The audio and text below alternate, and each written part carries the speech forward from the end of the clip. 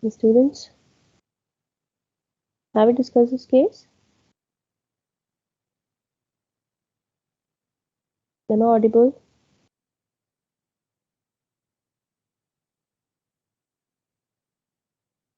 Yes, ma'am, you are audible. हाँ जी. Have I discussed this case?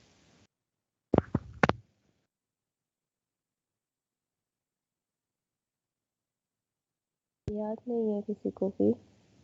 Ma'am, first one you have discussed, second one you haven't. अच्छा. So we are yet to discuss this case. Okay.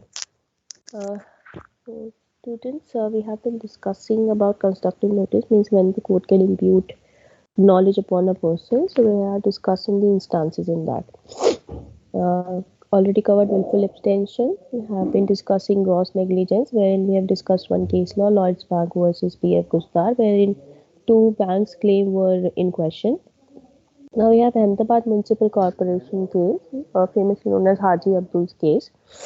In this case, what happened? There was a person who was owner of certain properties, and due to his financial difficulties, he was adjudged as an insolvent. Now, he was judged as an insolvent by the court, and his property they vested in the office receiver. There was an official receiver who was appointed by the court, and the properties they were vested with him. Now these properties they were subject to mortgage, and they were sold at the court auction to B. The person he was adjudged insolvent in the year 1950. He was adjudged as an insolvent in 1950, and his properties were sold at a court auction in 1954. Now, during this period, 1950 to 1954, the office receiver he received a claim from municipality for rupees 630 that there are arrears of taxes against this property. So, office receiver he sought court's permission to sell the property in order to pay the taxes, and the court gave him the permission.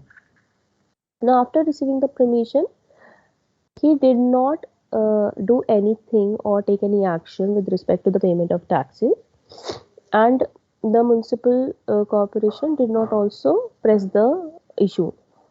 So both of the parties did nothing. Now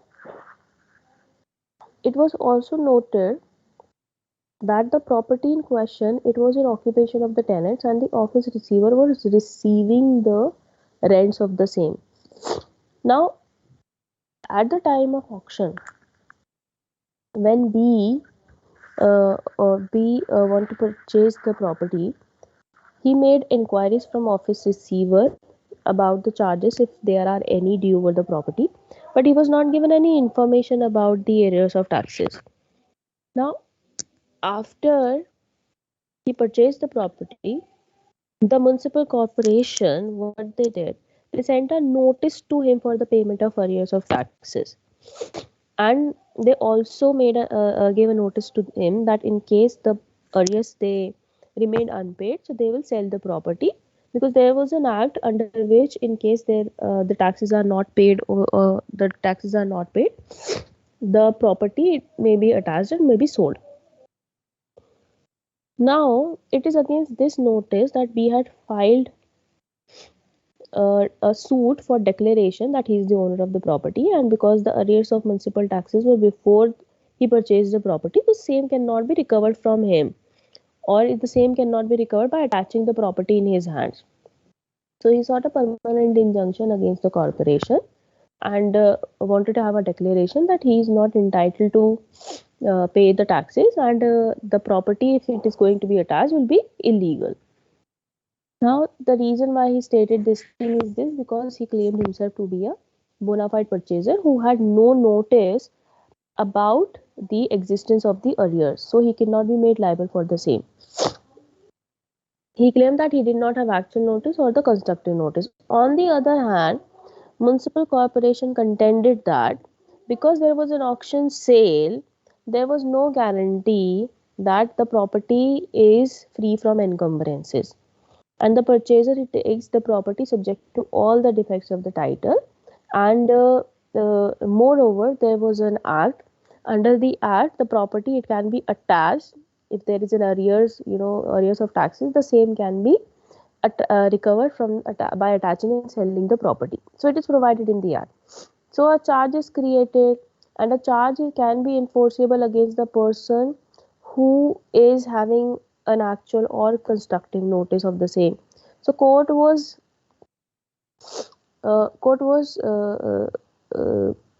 faced with an issue that whether the purchaser, that is B, whether he was a bona fide purchaser without any actual or constructive notice or not. Now, after going through the facts and circumstances of the case and other judgments, the court held that constructive notice could not be imputed on B. Why? Because there is no reasonable ground for assuming that there may be arrears over the property. There may be some kind of a charge with respect to payment of taxes. And secondly, the property, it was in occupation of the tenants. The office receiver was receiving the rents of the rents from the tenants. So we could assume this thing that the arrears, in case there are any, the same can be paid out of rent. And thirdly, the municipal corporation did not pursue the matter for so much of time, and they only cared to pursue the matter when the property was sold in the court auction. So we cannot say that it was B who was negligent, it was B who had actual or constructive notice. He did not had notice, he is a bona fide purchaser. It was actually the municipal corporation's conduct which was negligent. They did not, if the court has to compare the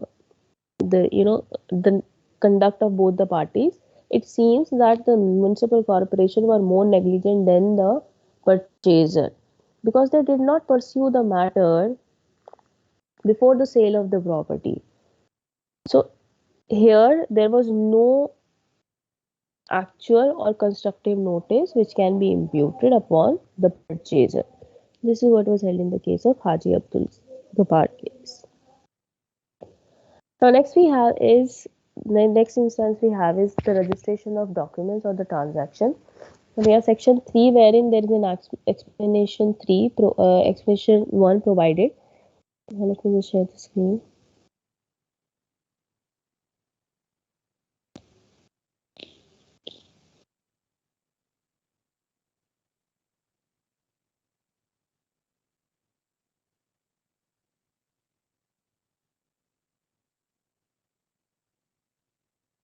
Okay. As per this section, we have this explanation. As per this explanation 1, where any transaction relating to immovable property is required by law and has been effected by a registered instrument, any person acquiring such property,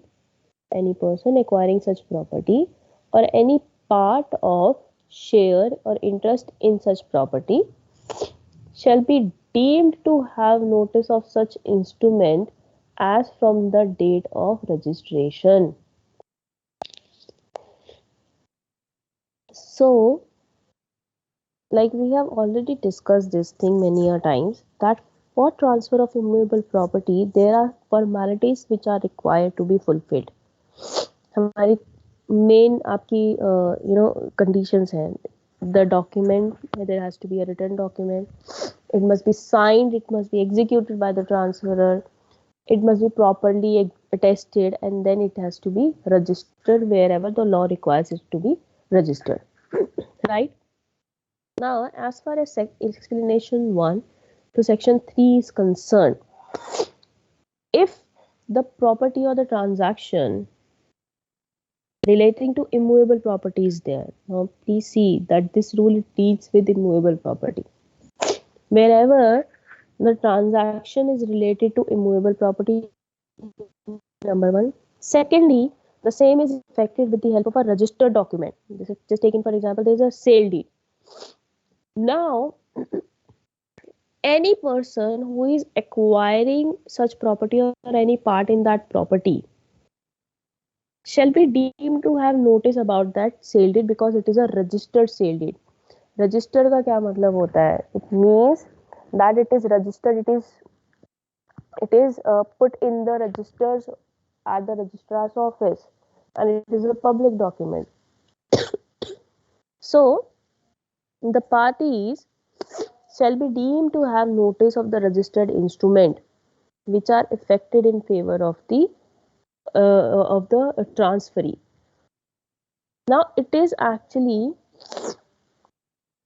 the subsequent transferees on which this notice is imputed and not the prior one. Taken for example, there is a person A who sells the house by a registered document to B. Now he later enters into a contract with C to sell the same house. Now it is the duty of C to inspect the registers and to find out that whether the property is is entitled to be transferred by A or not. In case he do not inspect the register, then in that case the court is going to impute constructive notice of registered transaction upon him. Like we have explanation 3 to this.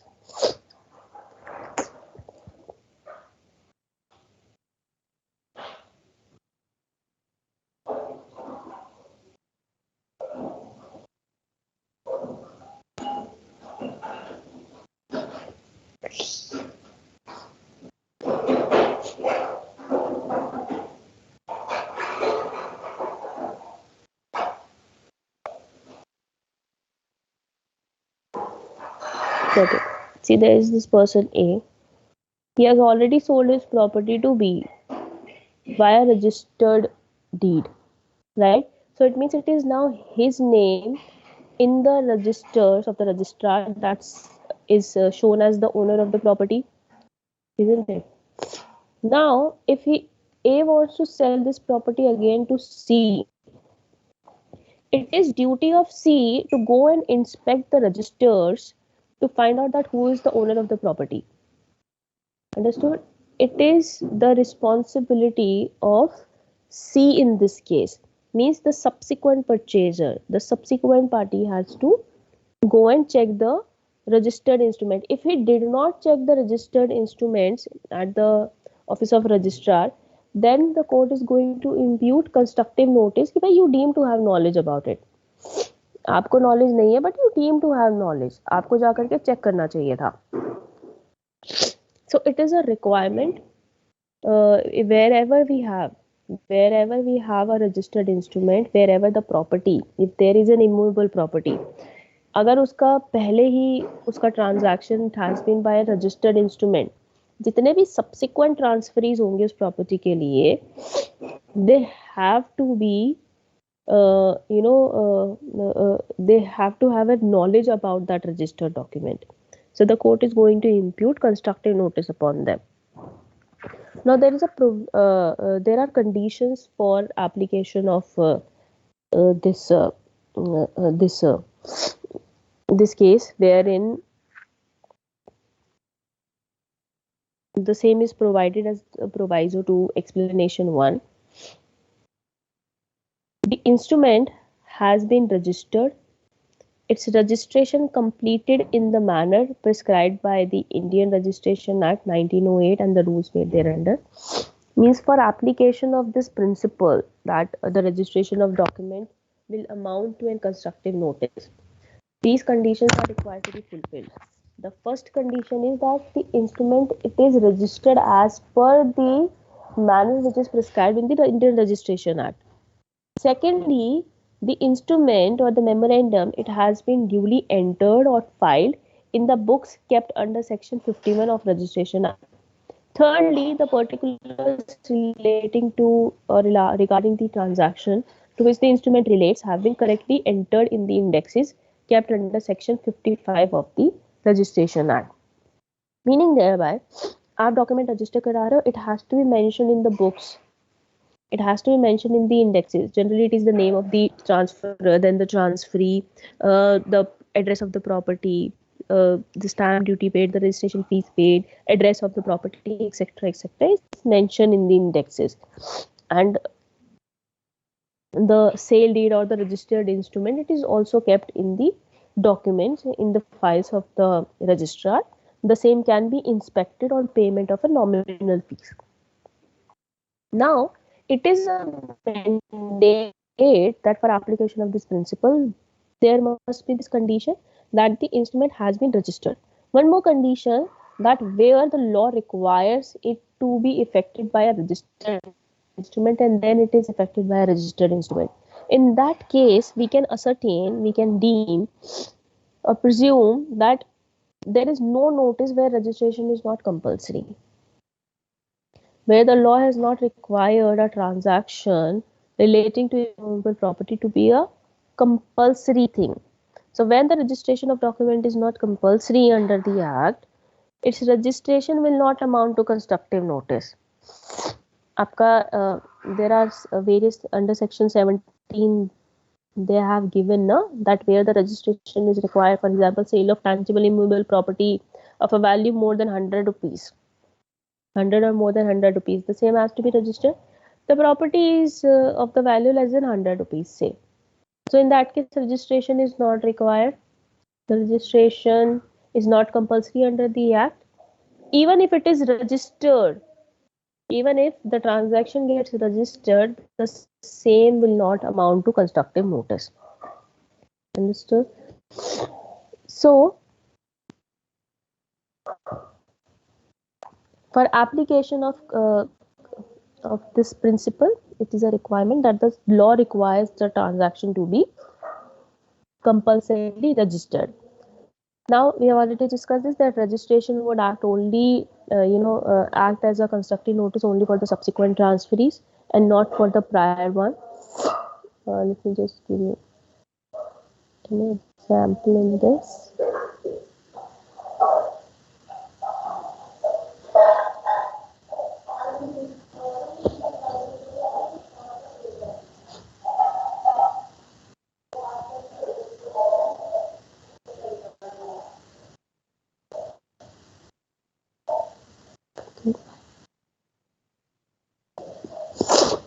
Alright. Students, in this case, let's take one example that A contracts to sell to B, okay, his house, and he has also taken some advance from B. Now, what he did, instead of executing a sale deed in favor of B, he executed a registered instrument in favor of C.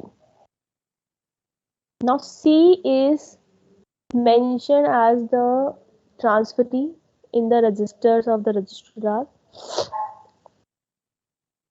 Now, between the claim, if B and C is going to have, the case in a litigation, there is going to be between B and C for the property. C cannot take the plea that the transaction in his favor was through a registered document, so B ought to have a constructive notice of the same. Why? Because B is a prior transferee and registration will not act as a constructive notice against him. We will not act as a constructive notice against him. On the other hand, if A is going to sell the same house to D after he has already sold the house to C with the help of a registered deed, then in that case, it will act as a constructive notice against D. So, B, he was a prior transferee. The constructive notice cannot be imputed upon B because of the registration of the document. It can only be imputed upon the person for the person who is a subsequent transferee. Understood? Now, we have discussed this thing that registration is it acts as a constructive notice. Now it will act as a constructive notice from the time when the registration, from the date of registration. For example, it is on 1st of January 2022 that the property was registered. So it is this date, 1st January 2022. There is going to be a notice upon the parties. Okay, but where the property is not all situated, means what would happen if the property is situated in different districts and it is registered in different districts, and it is only one part of the property which is transferred in favor of one person, and the property lies in one district but the other part of the property is another district. So what would be the date of registration in that case? Here explanation 1 provides that where the property is not all situated in one sub-district, or where registered instrument has been registered under subsection 2 of section 30 of the Indian Registration Act, deals with where the property is situated in many districts. Now, from the earliest date on which any memorandum of such registered instrument has been filed by any registrar within whose sub-district any part of the property which is being acquired, or of property wherein a share or interest is being acquired, is situated. So if say the property is situated in two districts, in one it can be registered, in another a memorandum can be filed that the property is so and so registered. So it is, for example, 1st January was the date of registration, but the memorandum was filed on 10th January. So with respect to that, with respect to the share of property which falls in another sub district, the date of registration would be 10th January in case it is only in that district the interest is required. But if it is whole of the property, then it would be 10th of January, because the memorandum was submitted, or it was filed by the sub registrar at a later date. So this is how we are going to determine that when the court is going to impute constructive notice for subsequent transferees where the property is situated in different districts. Now we have another instance where the court is going to impute constructive notice, and that is actual possession. Now, actual possession is also given in the explanation appended to section 2, that is explanation 2. Here, the act says that any person acquiring any immovable property, so also this explanation deals with immovable property. Any person acquiring any immovable property or any share, interest in such property shall be deemed to have notice of the title, if any, of any person who is for time being in actual possession thereof. So this section, this explanation talks about the right of the person who is in actual possession of the property. If any person is acquiring any immovable property or any interest or share in the property, and in case the property is in possession of a person other than the owner, so in this case the court is going to impute constructive notice about the title of the person who is in actual possession of the property.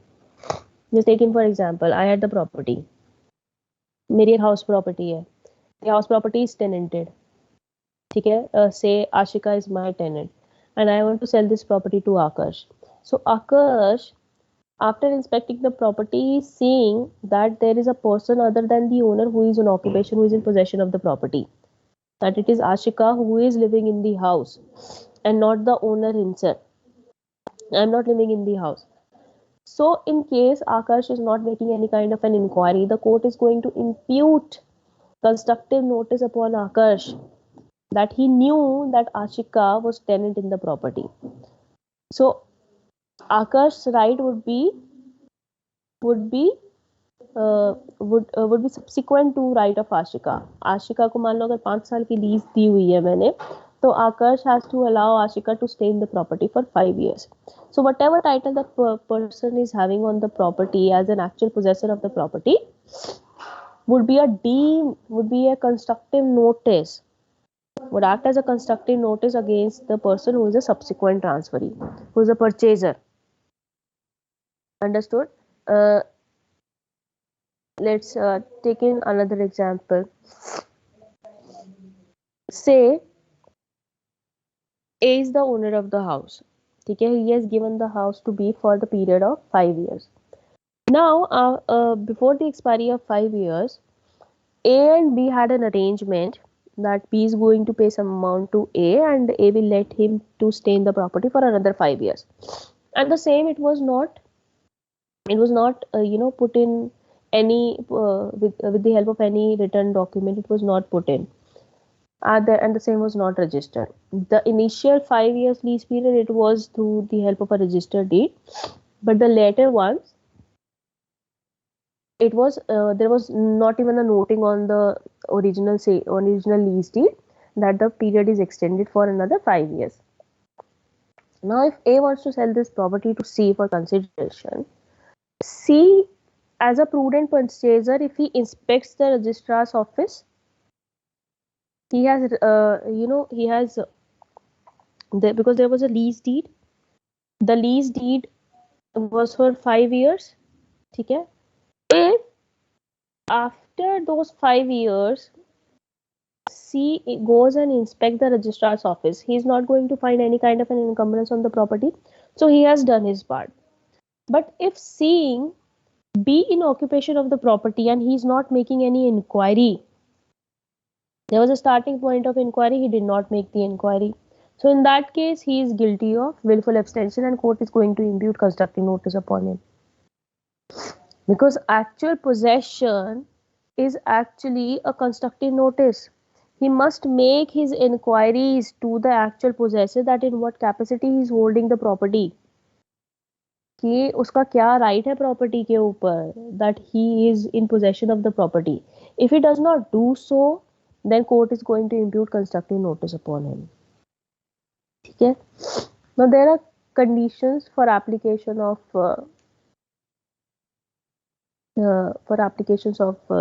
this principle, that is that the property should be in possession of a person other than the owner.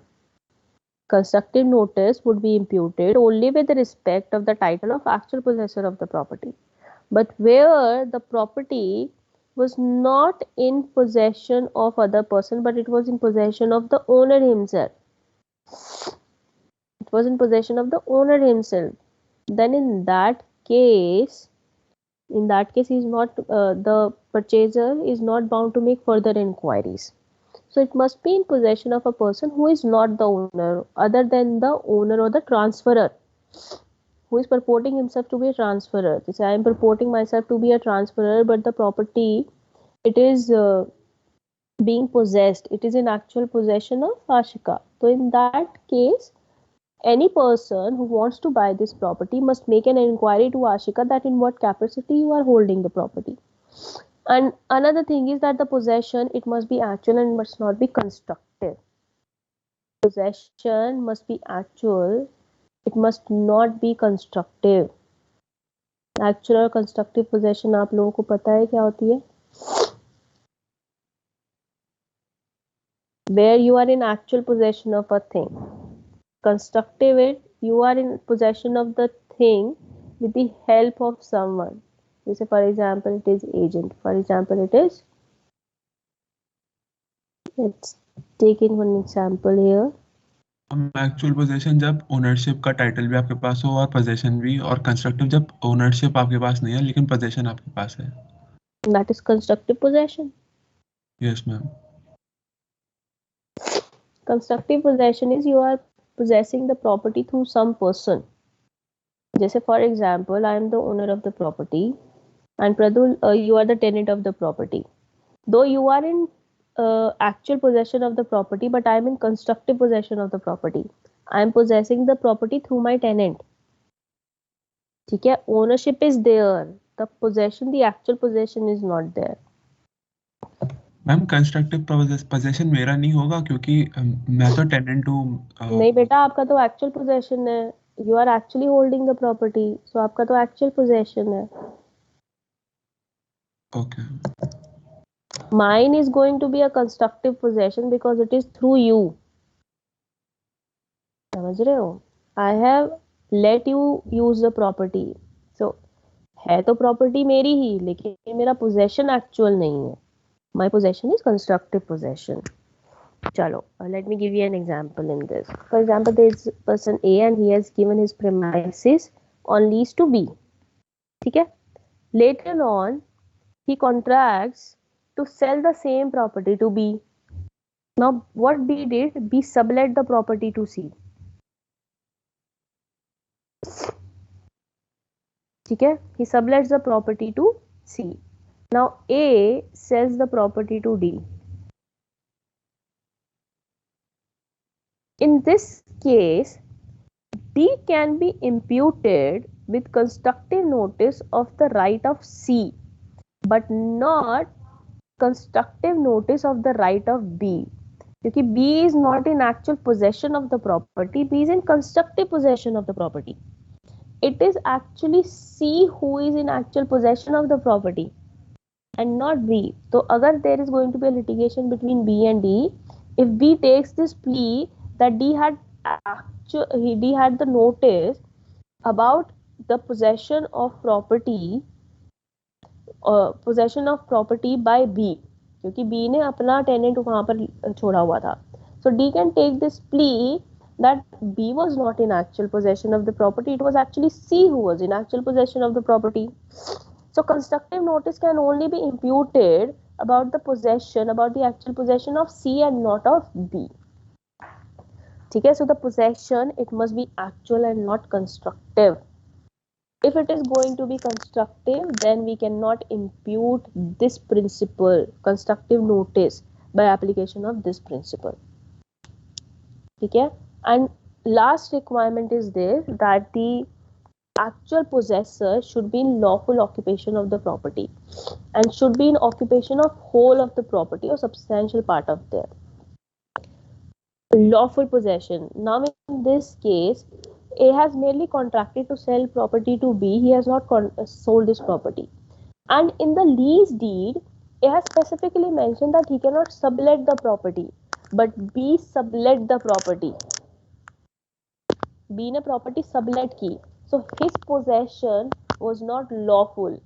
For this his possession also, D can't be imputed with constructive notice. Understood? And another requirement in this only, that the possessor must be in either the whole, must be in possession of either of the whole of the property or a substantial part of it. Now taking for example, this is the property. ठीक है? 50% of the property was in occupation of A, 50% of property was in occupation of B. This forms a substantial portion of the property. आधा % property आपकी इधर उधर जा रही है. ठीक है? Secondly, there may be the situation where 25% of property is in occupation of A and 75% is with B. Here also the substantial portion of the property is with B. So court is going to impute constructive notice. But where it is only some part of the property, like say there are this is the whole of the property and there is only one room, a small room which is in occupation of B. Now in this case it does not form a substantial part of property. So because of this reason, that he does not possess a substantial part of the property, court is not going to impute actual possession or constructive notice of actual possession on D. Understood? Any confusion? There is a case law on this point, Ramnivas versus Bano. In this case, what happened? There was a person who was in occupation of a shop. He has taken the shop on rent. Say A was the person who took the shop on rent from B. He subsequently entered into contract for purchase of this shop. Now part of the consideration was also paid because there was an agreement, and it was also undertaken that the remaining amount will be paid on the date of execution of sale deed. Now few months later, instead of selling the shop to A, we sold the shop to C.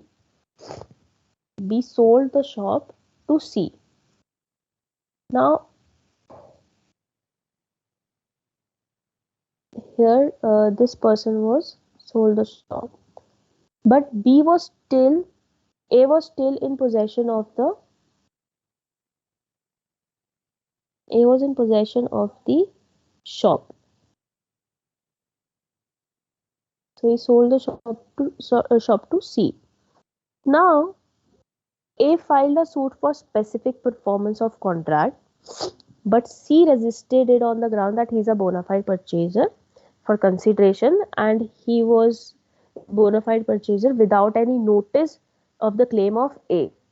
So the registered sale deed, which was in his favor, it cannot be cancelled, and the relief which he is soughting, means the relief for for specific performance of contract between A and B, the same should not be granted. The question before the court was whether C had notice of the right of A over the property or not.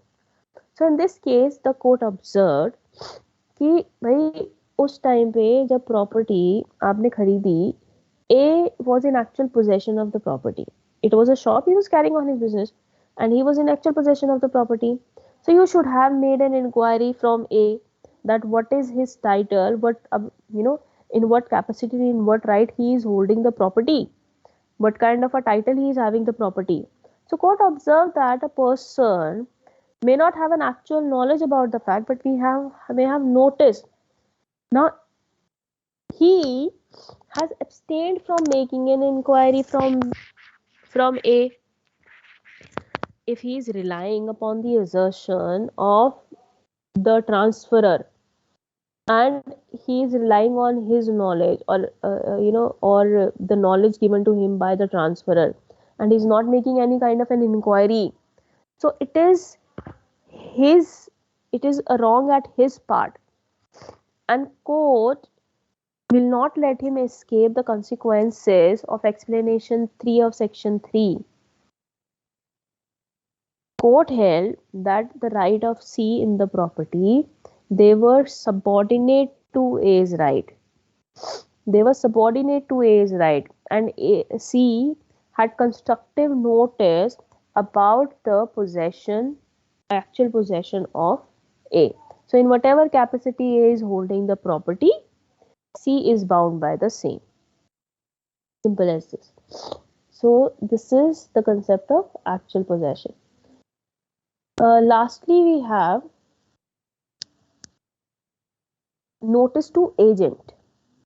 Now, notice to agent is also given in explanation 3 to section 3 of the Transfer of Property Act. According to this explanation, a person shall be deemed to have had notice of any fact if his agent acquires notice while acting on his behalf in the course of business to which the fact is material, provided that if the agent fraudulently conceals the fact, the principal shall not be charged with notice as against any person who was a party to or otherwise cognizant of the fraud.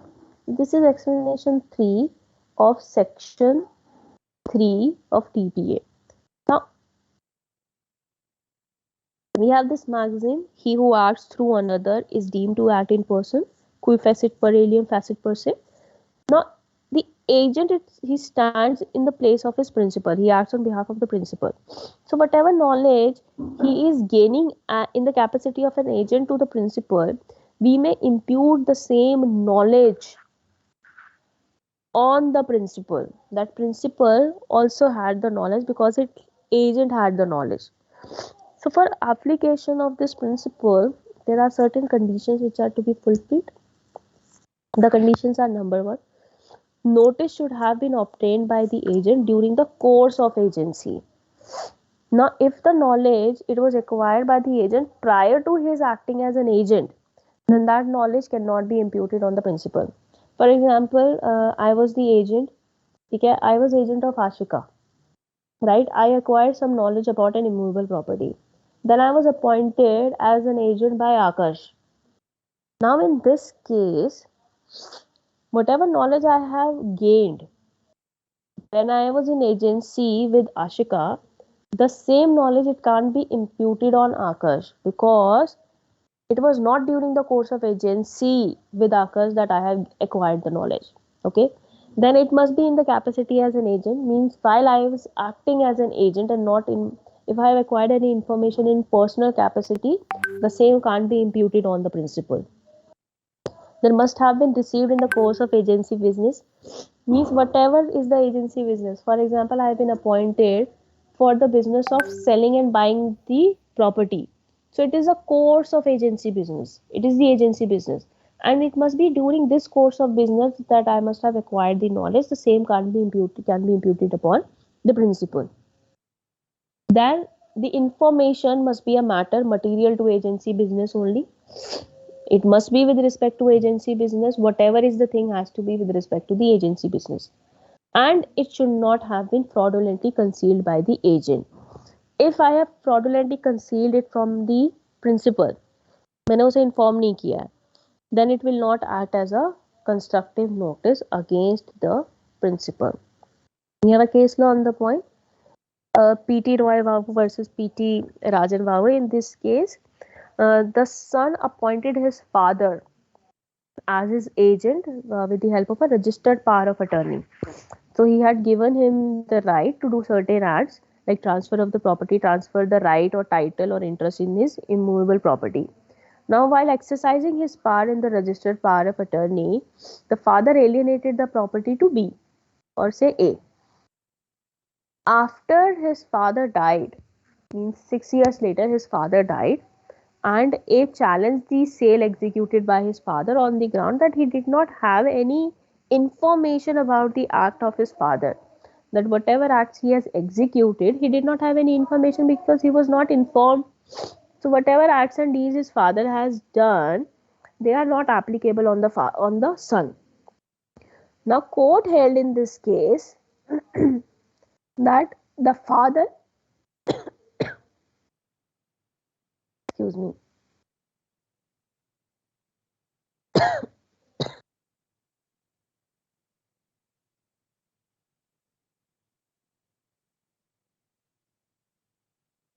Israel. So court held in this case that it was in the year 1981 that the son had executed a power of attorney in favor of the father, and he, for the long period of time, he did not make any inquiry regarding the acts and deeds which were done by him with respect to the property. And it is only after the death of his father that he has filed a suit that he did not have, claiming that he did not have any notice of the acts executed by his father. Court held that as far as explanation 3 to section 3 is concerned, by application of this explanation and the expression that when a person said to have notice under section 3, he would be deemed to have notice of the acts and transactions executed by his agent. Father was the agent of his son under a registered power of attorney, and it is within the ambit of the power and the authority the father has executed the acts. So his deeds, they were during the course of agency with respect to the matter material to course of agency, and he has done the act as his within the capacity as an agent. So the son, the principal, cannot challenge the acts, and he cannot take the plea that he did not have notice of the acts his father has done with respect to his property. So students, this is with respect to certain conditions, the requirements for transfer of immovable property. I hope you have understood. One more thing not mentioned here is this, that if you know about a document, constructive notice is imputed upon a person for its content. Means knowing about the presence of a document, that I know that there is a sale deed between A and B.